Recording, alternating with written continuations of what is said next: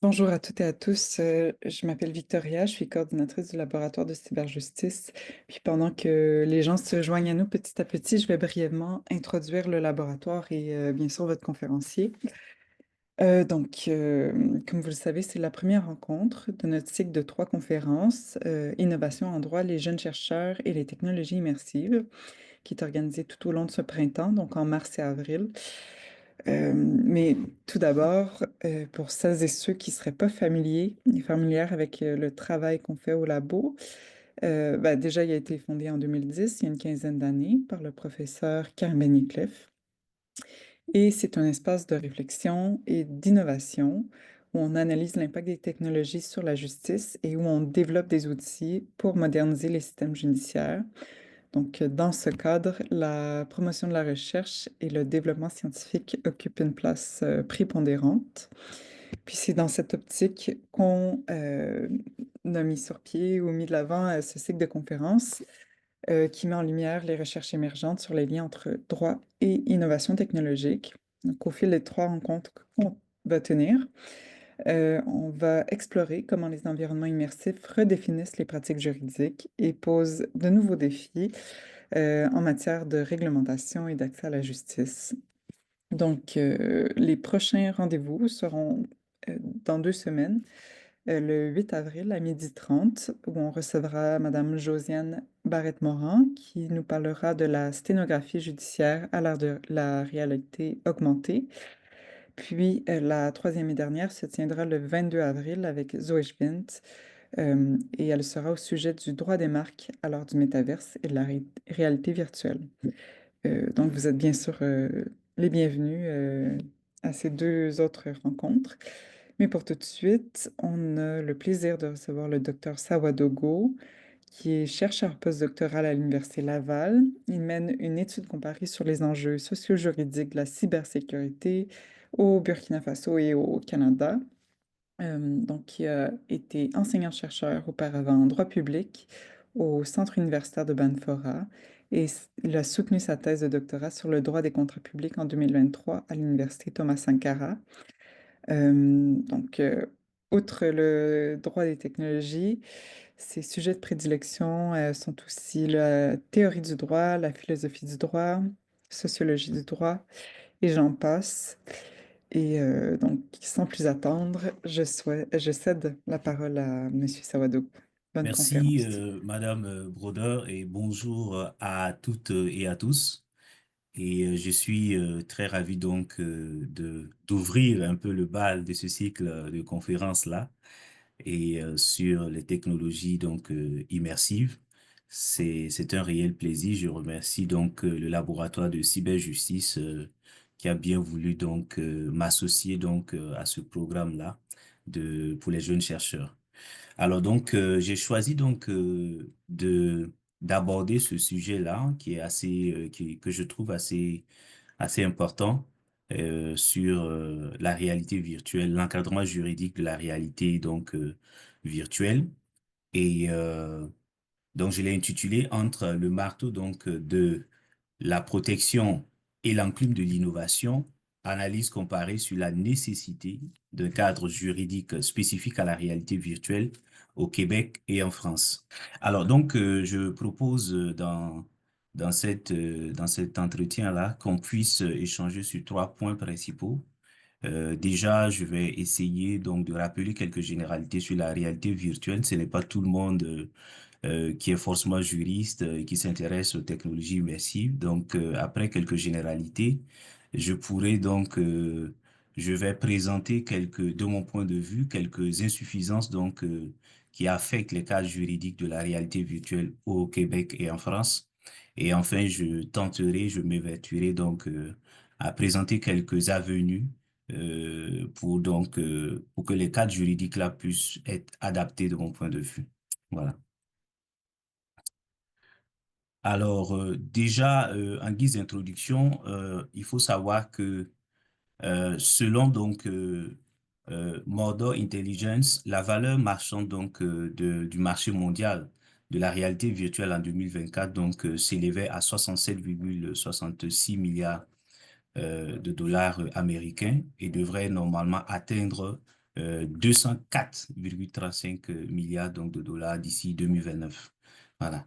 Et au Québec, le ministère donc, de l'économie, de l'innovation et de l'énergie du Québec, en 2022, a considéré donc que la demande pour les contenus en réalité virtuelle, en RV, est en hausse, enfin était en hausse et que donc le marché donc de la réalité virtuelle ne ferait que croître. Voilà.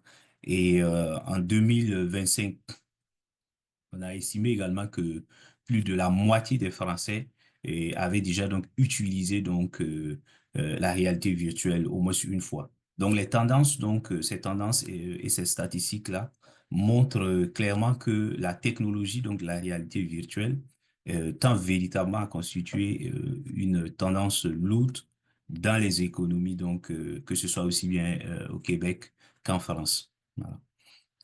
Alors, au Québec, il y a des réflexions qui sont en cours concernant l'encadrement normatif des mondes virtuels.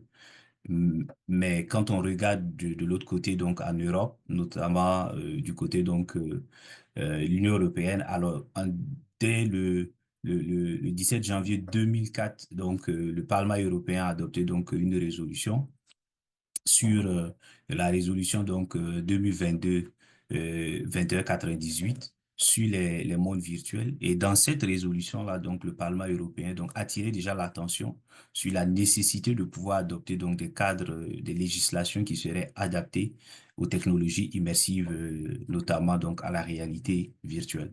Voilà.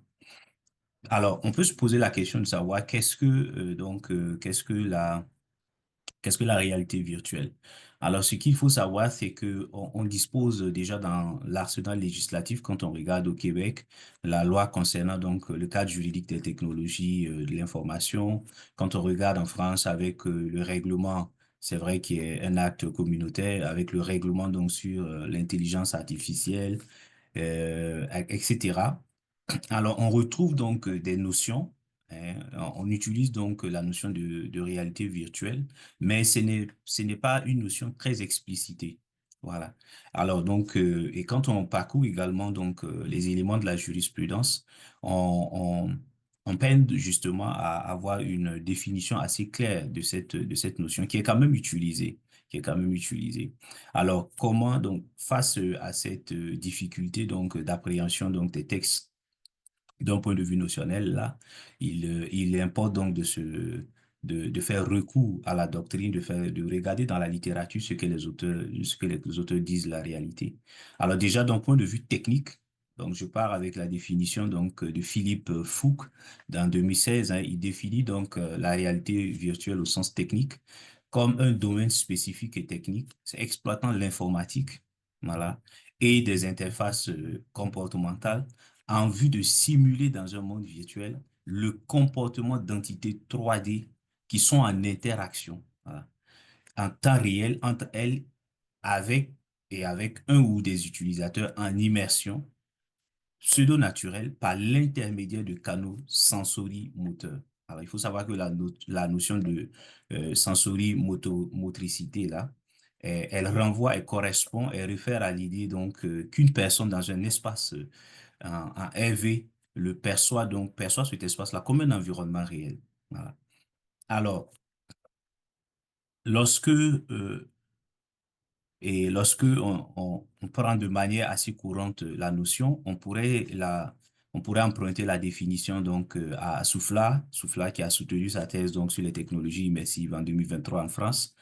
Il définit dans sa thèse la réalité virtuelle comme la simulation par des images de synthèse d'une réalité qui, sans être reconnue comme une réalité à part entière, en possède les caractéristiques, y compris sensitives, et dont la finalité est de permettre à une ou plusieurs personnes physiques d'interagir dans un monde immersif généré par ordinateur et induisant un sentiment de présence.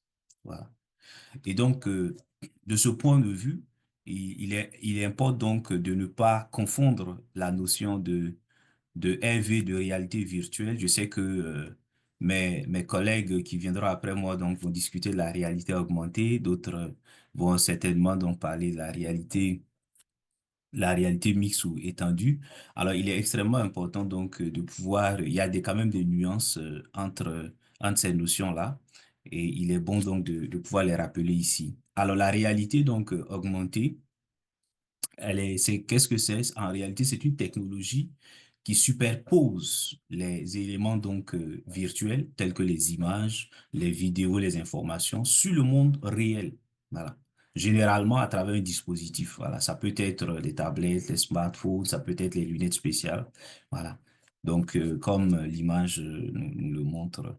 Voilà. Alors, la réalité mixte, qu'est-ce que c'est? Jaretta, donc, en 2025, définit donc la réalité mixte comme une combinaison de réalité virtuelle et de réalité augmentée et de réalité mixte et de réalité augmentée où les interactions ne se produisent pas exclusivement dans l'espace virtuel ou dans l'espace réel, mais de manière tout à fait hybride. Voilà, c'est ça. Alors, qu'en est-il, quid donc de la notion donc de réalité euh, étendue et Soufflard va véritablement donc consacrer des développements très importants dans sa thèse à la notion donc de réalité étendue et selon lui donc la réalité donc on parle de réalité étendue pour faire référence donc à un ensemble de technologies donc de réalité virtuelle, de réalité augmentée et de réalité mixte, qui permettent donc d'interagir de façon naturelle avec des informations numériques. Et donc, Souffla va présenter donc les technologies, la technologie de réalité étendue comme un moyen de création structurée. Voilà. Alors, donc, une fois donc ces éléments définitionnels donc apportés, je, quelle est donc la question donc qui me taraude un peu l'esprit, c'est de savoir quelles sont les insuffisances des cadres juridiques donc euh, français et québécois relatifs à la réalité virtuelle. Voilà. Et donc pour répondre à cette question-là, je vais utiliser essentiellement deux méthodes. La méthode positiviste que l'on connaît bien, d'accord, et la méthode donc comparée fonctionnelle. Voilà. Alors, pourquoi et cette méthode positiviste-là va essentiellement donc me permettre donc de porter un regard sur les textes et la jurisprudence aussi bien québécoise que française. Et quant à la méthode donc comparée fonctionnelle là, elle permet justement de comparer les règles ou les institutions qui sont similaires et qui sont donc attribuées donc à un problème juridique donné dans les systèmes donc qui font l'objet donc de comparaison. Voilà. Et et la méthode comparée fonctionnelle donc permet justement de mettre le curseur sur la finalité des règles juridiques. Voilà. Et Zweigert et Kurtz à 98 disaient déjà que le droit comparé est un formidable réservoir de solutions. Voilà. Alors, cela étant dit, alors, quelques généralités, hein, c'est juste à titre de rappel pour que nous puissions aller droit au but. Et donc, quelles sont les caractéristiques donc de la réalité donc virtuelle? Alors, il faut savoir déjà que c'est la réalité donc virtuelle présente quand même des spécificités, d'accord? Et on peut par rapport donc des spécificités donc qui permettent donc de la distinguer d'avec d'autres nouvelles technologies. Et on peut citer entre autres son caractère immersif. Et donc qu'est-ce que ça signifie? Cela veut dire simplement que c'est une voilà, c'est une technologie donc qui nous plonge et qui plonge les utilisateurs donc dans des environnements virtuels et qui les fait sentir justement, comme je le disais tantôt, comme s'ils étaient présents dans cet espace-là véritablement, comme s'ils étaient réellement présents dans cet espace-là. Voilà. Donc c'est ça. Excusez. Et donc, et donc, deuxième caractéristique, c'est le caractère interactif. Voilà. Les utilisateurs donc peuvent interagir avec l'environnement virtuel par le biais donc des contrôleurs, voilà, des gants haptiques ou même des mouvements corporels. Il y a aussi donc cette caractéristique tridimensionnelle qui est quand même relevée cela permet justement la représentation d'objets en 3D, en trois dimensions, la largeur, la hauteur, la profondeur. Voilà, et ça donne véritablement ça permet de rendre les environnements là beaucoup plus réalistes. Voilà. Je pense que je regardais même qu'il y a quelques jours la présentation de mon collègue Sébastien et donc c'était très très réaliste. Voilà. Et donc il y a également le caractère adaptatif. Qu'est-ce que c'est? C'est que la réalité virtuelle à cette technologie, justement, les systèmes de RV suivent donc les mouvements de la tête et du corps, voilà, afin d'ajuster la perspective de la personne utilisatrice en temps réel. Voilà. Donc, on voit véritablement ce volet adaptatif-là. Alors, lorsque Alors, quels peuvent être les intérêts de l'essor du développement de la technologie de la réalité virtuelle, aussi bien au Québec qu'en France? J'ai juste pris à titre d'exemple, c'est à titre illustratif, hein. Donc, il y a beaucoup de domaines, mais moi, j'ai juste exploré, cité à titre d'exemple. Déjà, le domaine militaire, il y a beaucoup d'enjeux là-dessus, hein. Alors, donc, les technologies, Droff et Macker montrent justement que ces technologies-là, ont de véritables applications donc dans le domaine militaire. Donc la technologie de réalité virtuelle de FV sert à tester la conception des armes dans les environnements de combat. Et elle permet de créer des environnements vraiment immersifs pour l'entraînement des militaires, des soldats. Voilà. Et cela donc a une répercussion sur le plan bien évidemment budgétaire parce que ça permet de réduire les coûts et même les risques liés même aux entraînements et aux exercices réels. Voilà. Et donc Droff et Macker soulignent ces éléments-là. Voilà. Et dans le domaine il y a en plus il y a également le domaine de la santé. Voilà. Donc, dans le domaine de la santé, la réalité virtuelle, on le sait, est également utilisée donc en neuroadaptation et ou à des fins de distraction des patients pendant des procédures qui peuvent être quand même douloureuses et ou pour les aider à gérer la douleur chronique. Voilà. Donc, la réalité virtuelle, elle est utilisée pour traiter des conditions telles que l'anxiété, telles que le stress post-traumatique, les phobies. Voilà. Et donc, Malbos et ses collaborateurs ont permis donc de mettre ces éléments-là en évidence. Voilà. Il y a également un intérêt concernant donc l'usage de la RV, de la réalité virtuelle dans le domaine de la construction. Alors, dans ce domaine-là, cette technologie, elle permet de créer des représentations virtuelles des différents projets de construction, hein. Et, donc, de ce point de vue, donc, elle offre donc une visualisation immersive des bâtiments avant même le début des travaux. Et donc, les différentes équipes peuvent collaborer en temps réel sur des projets, ce qui va faciliter les éléments de prise de décision.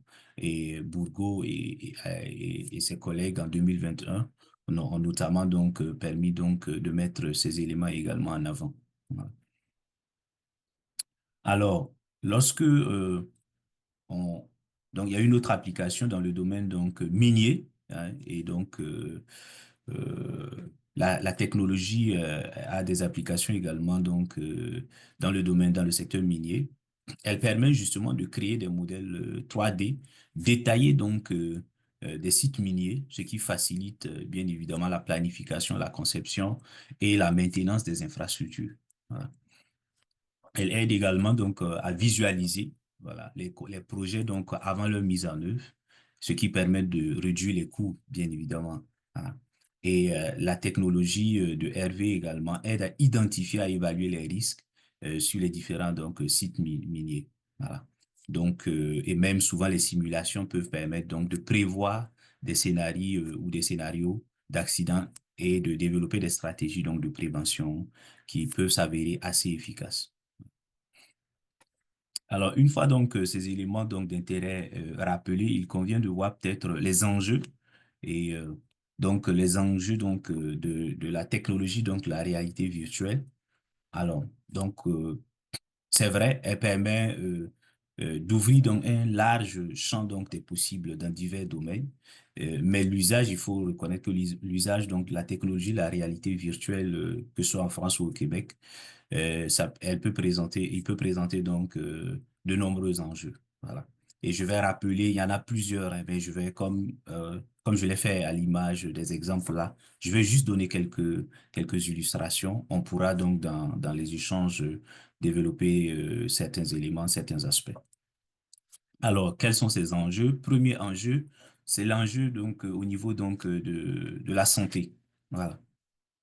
Alors, les chercheurs ont montré assez clairement, à travers plusieurs études, que l'usage très prolongé de la technologie, la RV, peut entraîner des problèmes de santé, tels que la fatigue oculaire, les maux de tête, voilà, et même des problèmes les psychologues ont montré cela, de dépendance, d'addiction.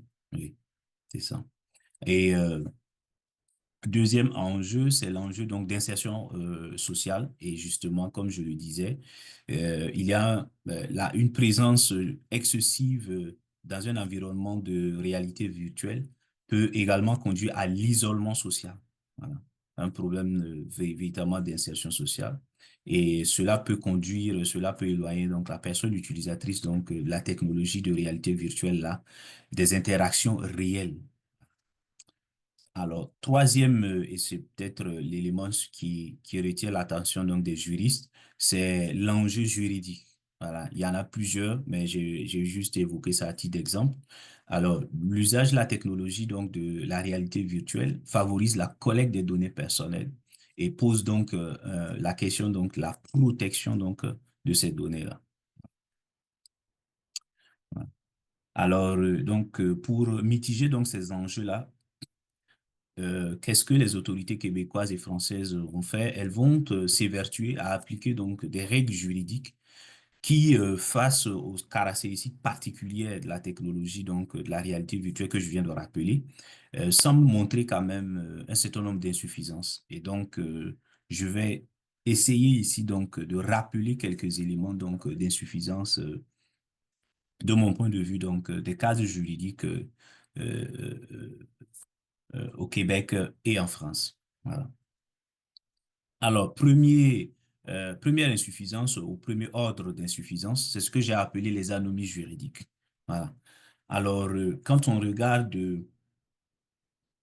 lorsqu'on examine par exemple la loi concernant le cadre juridique des technologies de l'information, quand on analyse le règlement général sur la protection des données, quand on regarde la loi française du 20 juin 2018 sur l'informatique et les libertés, lorsqu'on analyse même le règlement sur l'intelligence artificielle, le règlement européen de 2024, ou même encore le règlement sur les services numériques, on peut constater une absence de définition de la notion de réalité virtuelle. Il y a des éléments techniques liés à la réalité virtuelle qui reçoivent donc des éléments de définition, mais quand vous prenez les textes, il y a une absence flagrante, évidente de définition de la notion, alors qu'elle est elle est vraiment utilisée. Donc, et, et de manière même plus générale, au-delà de la notion de réalité virtuelle, c'est la notion même de technologie immersive qui n'est pas définie de manière explicite et expresse. Voilà. Et donc, ce défaut de définition peut, de manière surprenante, ça peut avoir un avantage. Quel est cet avantage? C'est celui de permettre au juge de développer une interprétation assez extensive qui pourrait intégrer des variantes des technologies immersives que l'on viendrait donc à mettre au point. Voilà. Ça, c'est l'un des avantages qu'on peut percevoir de l'absence de définition de la notion. Cependant, cette absence donc de définition notionnelle là peut avoir également une incidence négative sur la possibilité de déterminer de manière cohérente un régime juridique applicable à la technologie de réalité virtuelle. Voilà. Donc, il faut toujours donc voir ces deux éléments. Ça peut présenter un côté avantageux, mais il y a aussi des risques de rester dans un flou concernant le régime juridique applicable. Parce que pour appliquer donc, pour définir le régime juridique euh, par rapport à une notion, une institution, il faut bien connaître le sens que peut revêtir d'un point de vue juridique cette institution. Alors, du reste, il faut savoir que les technologies de la réalité virtuelle ne sont pas logées toutes à la même enseigne. Voilà. Certaines présentent des risques de modification comportementale plus élevés que d'autres. Voilà. Et Slater et ses collègues en 2020 ont pu montrer que les technologies donc, de réalité virtuelle étaient susceptibles de causer différents troubles émotionnels ou cognitifs. Voilà. Or, l'analyse des textes juridiques québécois et français révèle que la question donc, de la réalité virtuelle est abordée de manière très générale. Voilà. Il n'existe ni au Québec, ni en France, en tout cas à ma connaissance, il n'existe ni en France, ni au Québec, une classification, une nomenclature des contenus de réalité virtuelle en fonction, dépendamment donc des risques qu'il peut faire courir. Voilà. Alors, donc, des risques de modification comportementale que cette technologie peut engendrer. Alors, donc, cette anomie juridique-là ne permet pas de mitiger ces risques-là et d'offrir une protection beaucoup plus renforcée aux personnes utilisatrices de la technologie de réalité virtuelle. Voilà. Quand on regarde également l'anomie juridique concerne également la nature juridique de la propriété. Voilà, ça c'est la question centrale. La propriété dans les mondes virtuels. Voilà. Quand on regarde les codes civils québécois et français, on observe un certain mutisme concernant la propriété virtuelle. Voilà. La jurisprudence québécoise ou française n'a pas encore, à ma connaissance, tranché la question. Voilà. Et donc, cette anomie a donc entraîné une controverse doctrinale. Dans la littérature, pour certains auteurs, le droit de propriété classique, voilà, consacré par les articles 947 du Code civil québécois et 544 du Code civil français, donc, peut s'appliquer aux biens virtuels. En revanche, pour d'autres auteurs, euh, et je pense à Dross, je pense à Carré, les mondes virtuels se caractérisent par un certain particularisme. Voilà. En effet, la Cour suprême du Canada, dans son arrêt R contre Ramelson en date du 24 novembre 2022, rappelle que, je cite, les espaces en ligne se distinguent des espaces physiques par des aspects importants. Voilà. Fin de citation. Donc, en raison de ce particularisme, ces auteurs défendent donc la nécessité d'une reconnaissance de la propriété virtuelle. Et face à ces débats-là, à cette controverse, est-ce qu'il ne convient pas, et c'est la question que je me pose, de combler donc, entre guillemets, ce vide juridique sur cette question, hein? Et la réponse me semble affirmative. Je pourrais revenir là-dessus. Et il y a également donc ce que j'ai appelé des incomplétudes des incomplétudes juridiques. D'accord? Alors, dans son arrêt, quand on regarde dans son arrêt de 2022, comme je le mentionnais tout à l'heure, Ramelson, la Cour suprême du Canada énonce que les espaces virtuels peuvent révéler de grandes quantités de renseignements hautement personnels. Voilà. On le sait, les dispositifs de réalité virtuelle collectent de manière massive les données personnelles. Donc, pour faire face à cet enjeu de la protection des données personnelles, la loi sur la protection donc, des renseignements personnels dans le secteur privé et le règlement général donc, sur la protection des données ont été adoptés. Alors, cependant, quand on regarde ces deux textes, ils semblent limités dans leur vocation de protection dans la mesure où euh, ils ne prennent pas suffisamment en compte, de mon point de vue, le cas, par exemple, des données biométriques que la technologie de réalité virtuelle permet de collecter. Voilà. En ce sens, il n'est pas excessif de penser que les deux textes visés n'observent pas strictement le principe de neutralité technologique. Voilà. Alors, par exemple, le terme biométrique, le terme données biométriques n'apparaît qu'une seule fois dans la loi sur la protection des renseignements personnels dans le secteur privé. Voilà. Une seule fois. C'est assez illustratif. D'ailleurs, le règlement général sur la protection des données lui-même reconnaît lui-même qu'un encadrement général des technologies peut comporter des incomplétudes en matière de protection de l'identité numérique des personnes utilisatrices. C'est pourquoi il déclare en son article 9.4 que, je cite, les États membres peuvent maintenir ou introduire des conditions supplémentaires, y compris des limitations en ce qui concerne le traitement des données génétiques, des données biométriques ou des données concernant la santé. Voilà. Au demeurant, s'il est vrai qu'il existe des normes, il existe bien sûr des normes techniques de sécurité générale de l'Agence française de normalisation ou du Bureau donc de normalisation donc québécois, applicables à divers domaines. Force est de reconnaître que les normes de sécurité relatives à la réalité virtuelle, elles sont quasi inexistantes. Voilà. Par exemple, la norme NF-EN ISO IEC 27007, sécurité de l'information, cybersécurité et protection des données privées, est présentement en phase de réexamen.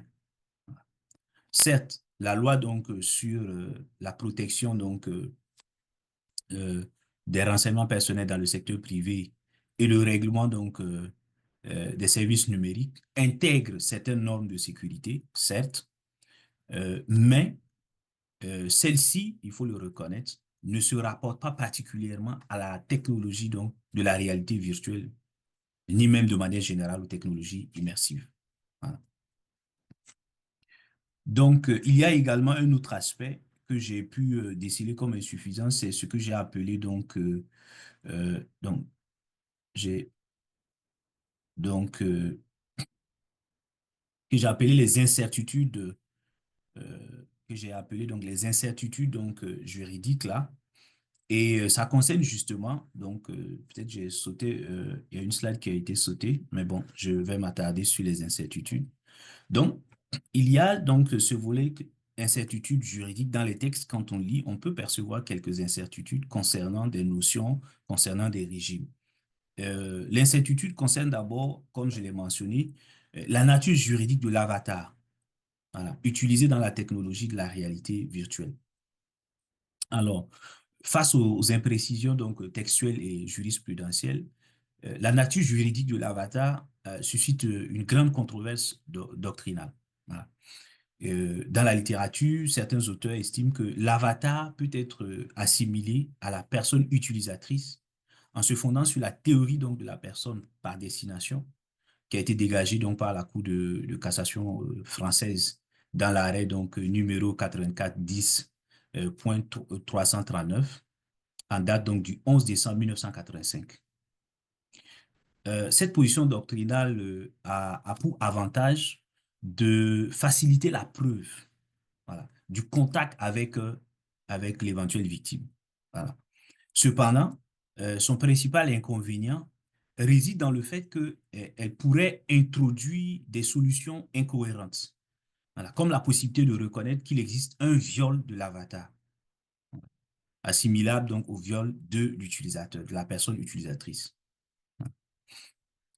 Et en revanche, dans la littérature, pour d'autres auteurs, l'avatar devrait recevoir la qualification donc de choses immatérielles ou de biens virtuels. Voilà. Ce qui devrait permettre de faire application du régime de la responsabilité du fait des choses en réalité virtuelle ou du régime de l'atteinte au bien. Voilà. Et in fine, le régime donc de l'avatar en droit québécois et français semble pour le moins incertain. C'est le moins qu'on puisse dire. Or, cette incertitude n'est pas un facteur, en tout cas ne me semble pas être un facteur qui pourrait rassurer les investisseurs et les acteurs de l'industrie de la technologie donc de réalité virtuelle. Voilà. Ensuite, l'incertitude se rapporte à la détermination du régime applicable à l'œuvre immersive que constitue la technologie de réalité virtuelle. Face à cette question, la jurisprudence est venue apporter quelques éclairages.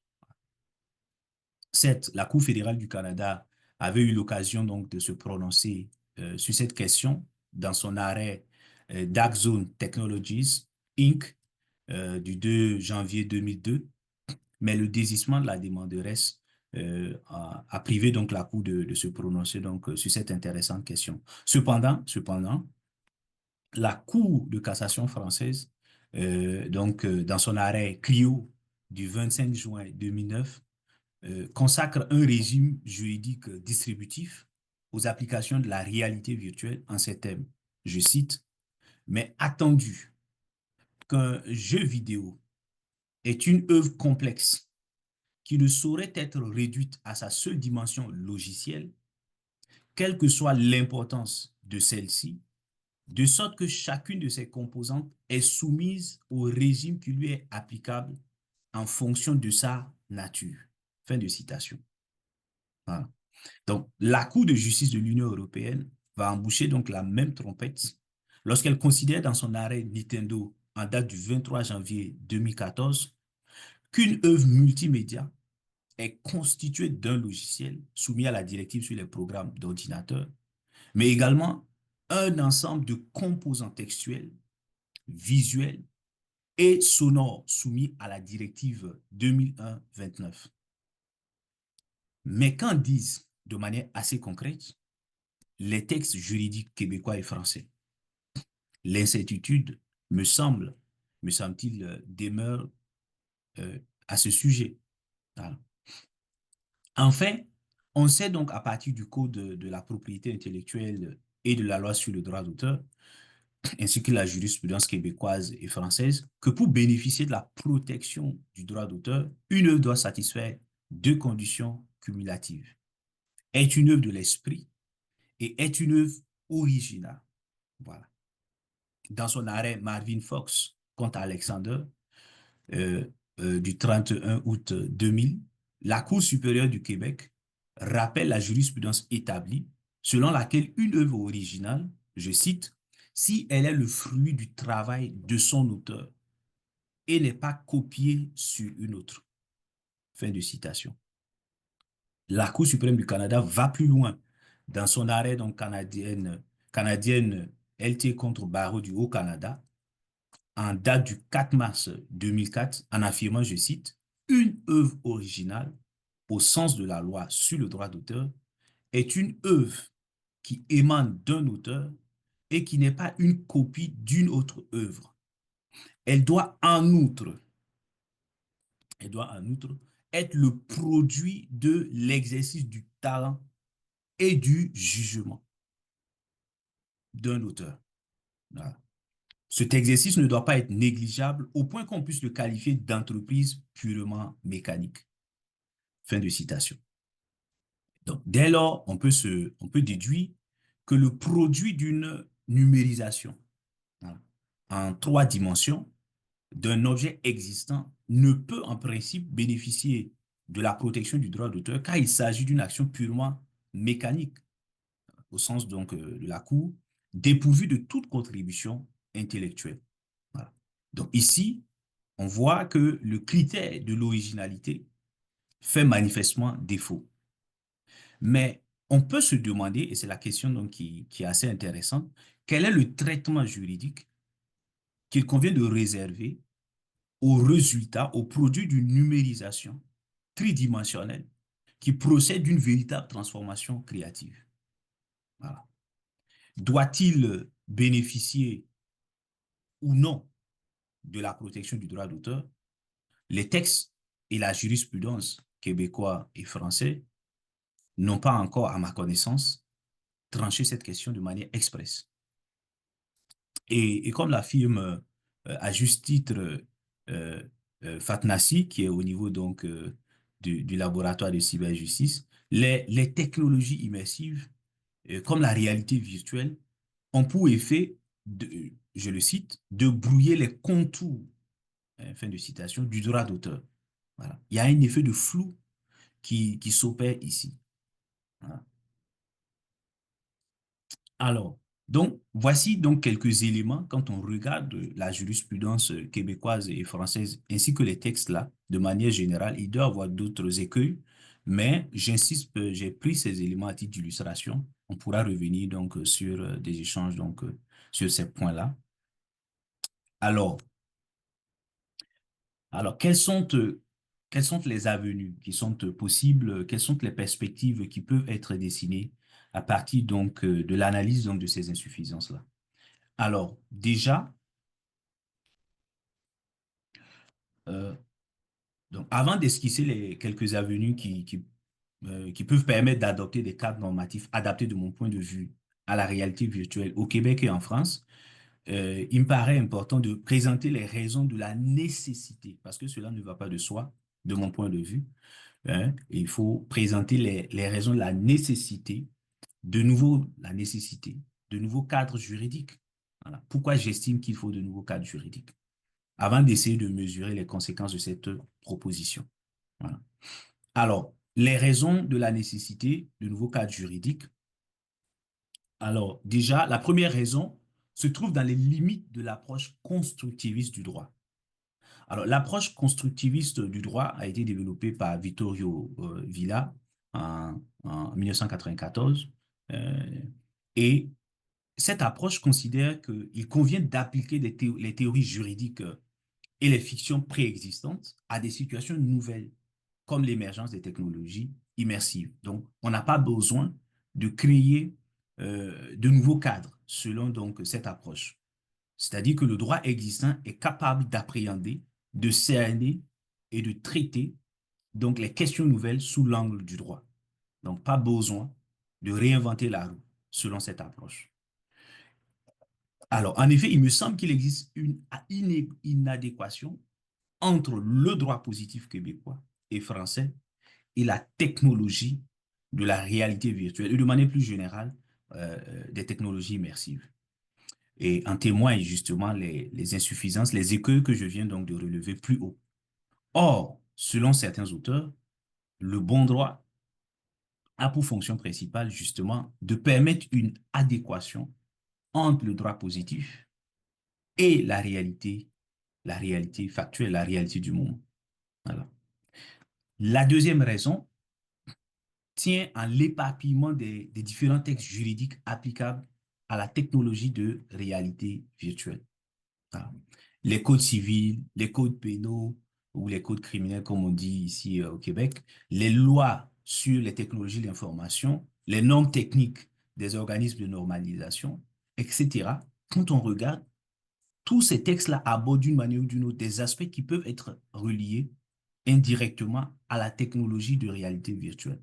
Donc, il y a comme une sorte d'éparpillement. Et cet éparpillement semble complexifier, ça peut, en tout cas, il peut donc complexifier l'office du juge qui pourrait se noyer hein, dans un océan quand même de textes directement ou indirectement applicables à la technologie donc, de la réalité virtuelle. Et alors, quelles sont donc les conséquences donc, de, et donc, de, de la fabrique de nouveaux cadres juridiques? Alors, avant de présenter quelques conséquences donc de l'adoption donc des cadres juridiques spécifiques, parce que c'est ce que c'est ma proposition, c'est le contenu de ma proposition, c'est vraiment au regard du particularisme qui caractérise les technologies immersives de manière générale et de manière plus particulière la réalité virtuelle au Québec et en France, que les législateurs puissent adopter de nouveaux cadres juridiques. Donc, avant de présenter donc ces conséquences-là, je tiens à souligner que ma proposition a une portée plus large. C'est vrai que je discute ici de la réalité virtuelle, mais véritablement, ma proposition, elle concerne de manière plus générale l'ensemble des technologies immersive.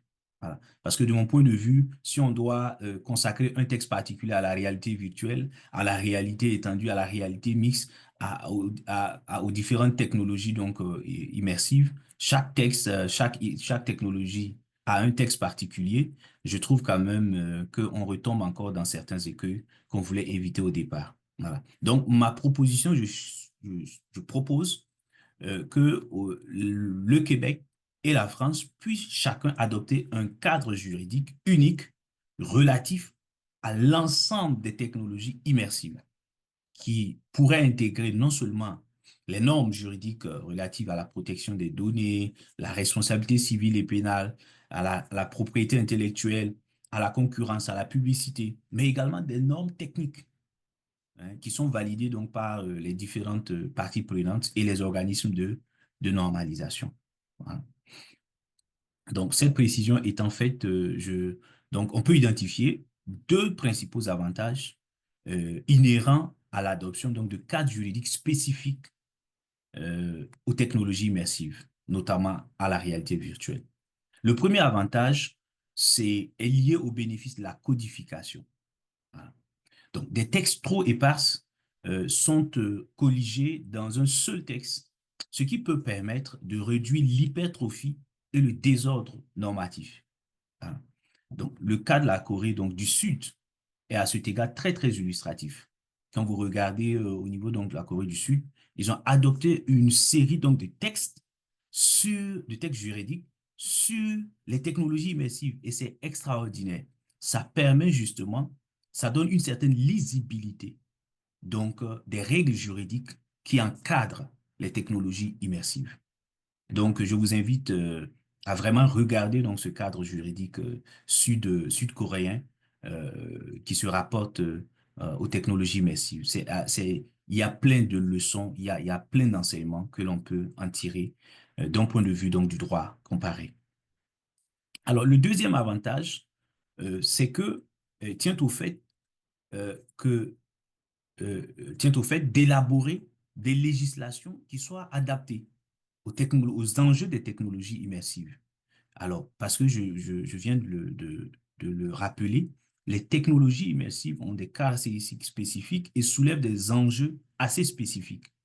Et donc, de mon point de vue, le fait d'avoir une législation spécifique pourrait donc contribuer justement à permettre, à protéger donc, à mieux protéger donc les personnes utilisatrices et également donc à promouvoir l'innovation par rapport donc aux acteurs donc de l'industrie de ces technologies-là.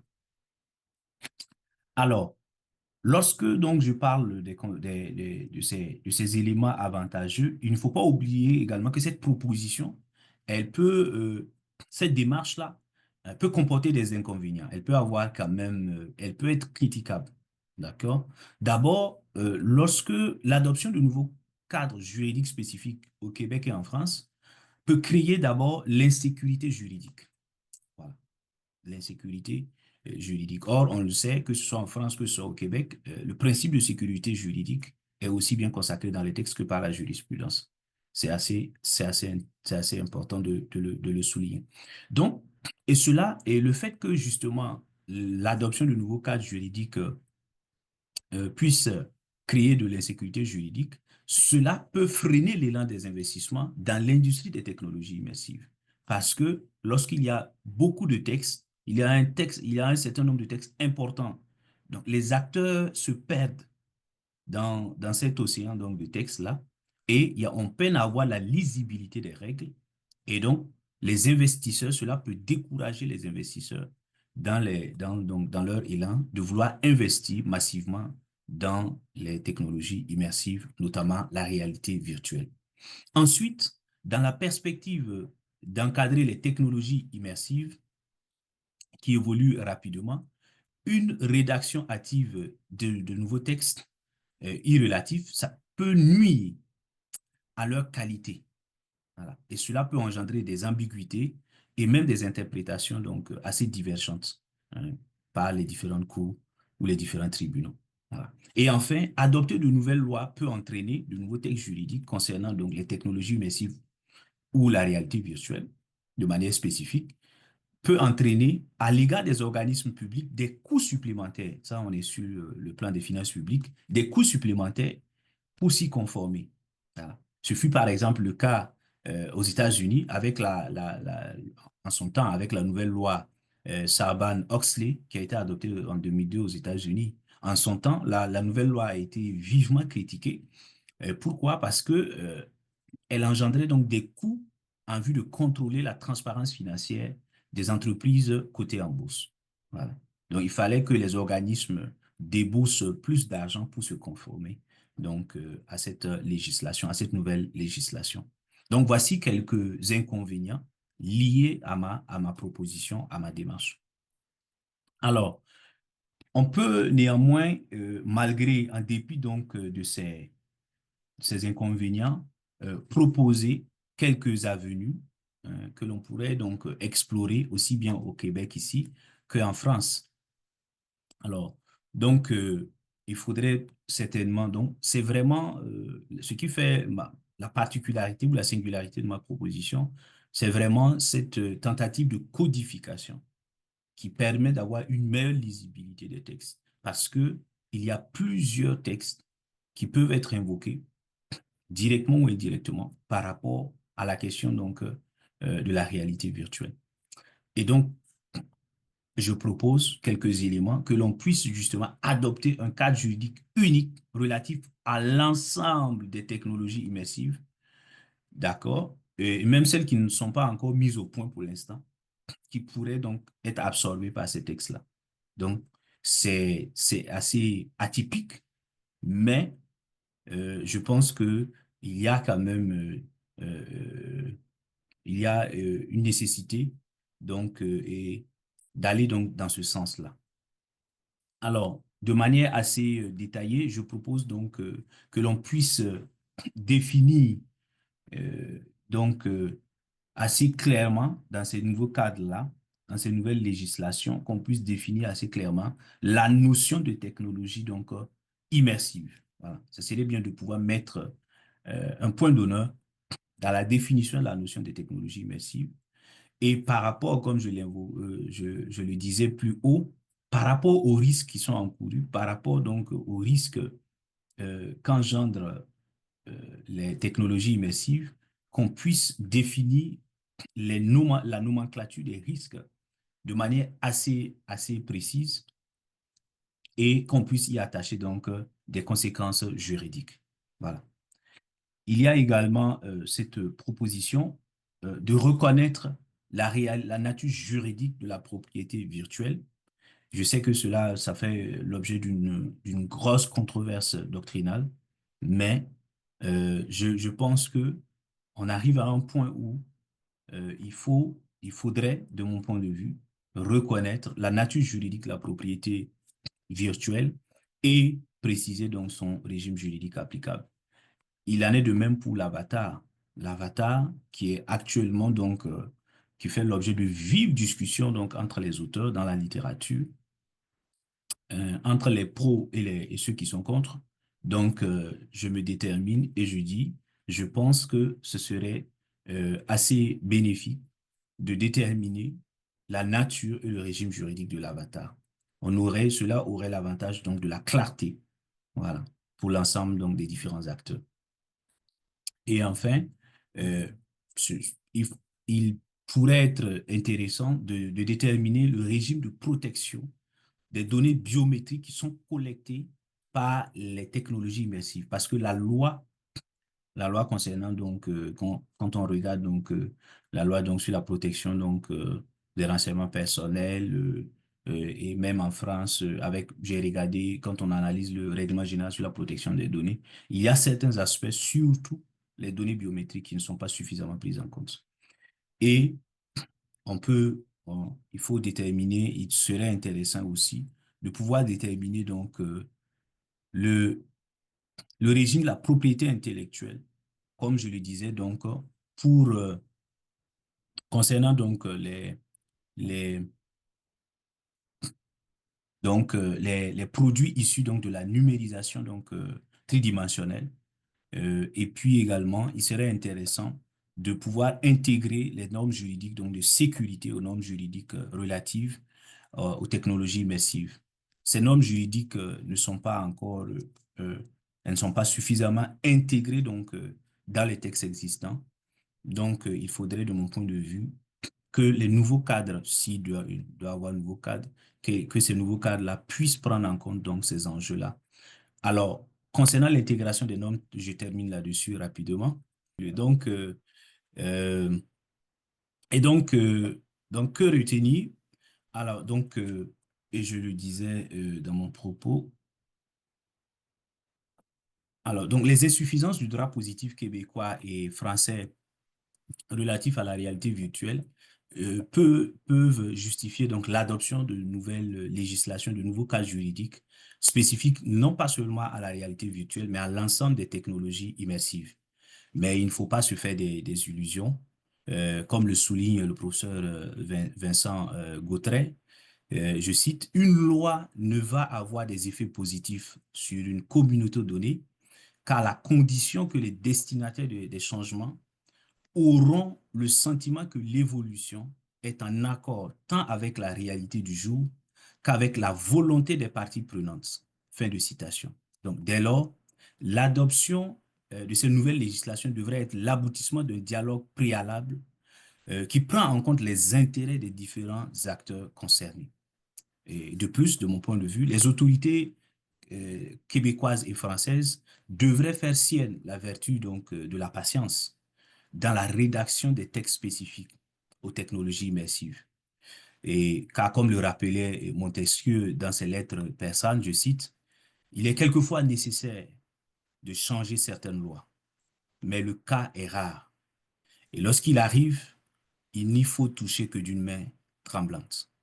Fin de citation. Mesdames, Messieurs, je vous remercie.